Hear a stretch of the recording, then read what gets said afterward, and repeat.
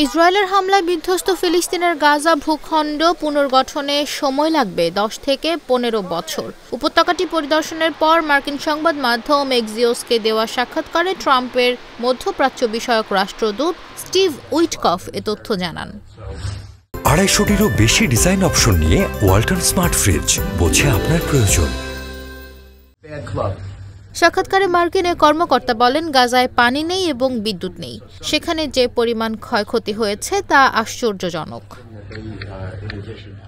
এদিকে গাজার 2,500 শিশু মৃত্যু ঝুঁকিতে রয়েছে বলে জানিয়েছে জাতিসংঘের অ্যান্তোনিও গুতেরেস। তিনি বলেন, চিকিৎসার জন্য তাদের অবিলম্বে বিদেশে পাঠানো উচিত। ফিলিস্তিনের অবরুদ্ধ গাজা ভূখণ্ডে ধ্বংসস্তূপের ভেতর থেকে আরও 42 ফিলিস্তিনির লাশ উদ্ধার করা হয়েছে। এর ফলে অবরুদ্ধ এই উপত্যকাটিতে নিহতের মোট সংখ্যা প্রায় 47,500 জনের কাছাকাছি পৌঁছে গেছে। গাজায় যুদ্ধবিরতি চললেও অধিকৃত পশ্চিম তীরে চলছে ইসরায়েলি অভিযান। বোমা হামলা হয়েছে জেনিন শরণার্থী শিবির ও তুলকারেম হাসপাতালে। নিহত হয় অন্তত 2 জন।